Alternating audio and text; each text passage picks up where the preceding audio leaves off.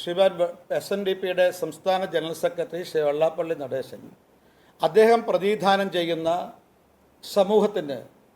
സമൂഹം നേരിടുന്ന വെല്ലുവിളികളെക്കുറിച്ചാണ് അദ്ദേഹം സൂചിപ്പിച്ചത്.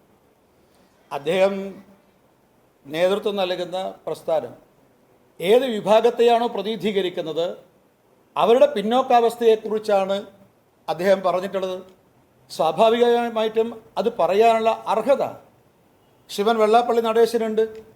അതായത് കേരളത്തിൽ മാർക്സിസ്റ്റ് പാർട്ടിയും കോൺഗ്രസും സ്വീകരിക്കുന്ന ഈ പ്രീണന സമീപനം അതുമൂലം വിവിധ മതവിഭാഗങ്ങൾക്ക്, ആ മതവിഭാഗങ്ങളിലെ വിവിധ സാമൂഹ്യ വിഭാഗങ്ങൾക്ക് വലിയ പിന്നോക്കാവസ്ഥ നേരിടേണ്ടി വന്നിട്ടുണ്ട്.